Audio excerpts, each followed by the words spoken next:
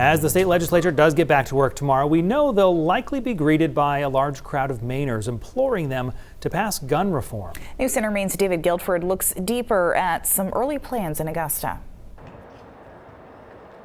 Maine lawmakers begin their new session this Wednesday, and it's nearly certain there will be lengthy debate about gun reform this term. I think that would be very helpful for the state to heal. If we can work on positive solutions that don't infringe upon people's rights, but still, go out of their way to help keep people safe. Republican Representative John Andrews of Paris says his party's first priority is protecting the rights of gun owners, but he also proposed a so-called yellow alert system.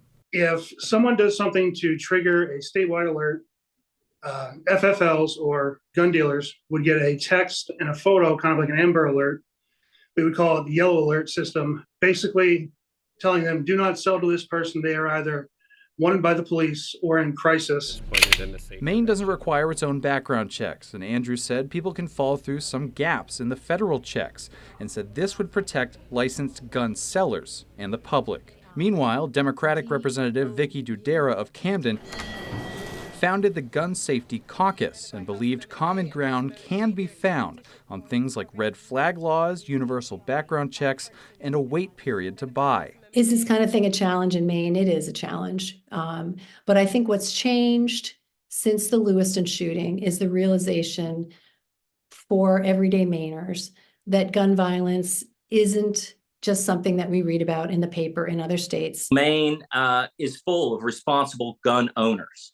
But unfortunately, it's all too apparent now that we are not immune to gun violence. David Farmer represents the Maine Gun Safety Coalition, which, in the wake of October's mass shooting, said its legislative priorities included a red flag law and an assault weapons ban. A large group of gun safety proponents is expected at the State House Wednesday, but Farmer would not yet dive into specific policy. And we cannot be satisfied with outdated notions that something like this can't happen here. More than 300 people, including at least one victim's family from the Lewiston shooting, plan to come here Wednesday morning and speak with lawmakers about their plans for the months ahead. In Augusta, David Guilford, News Center, Maine.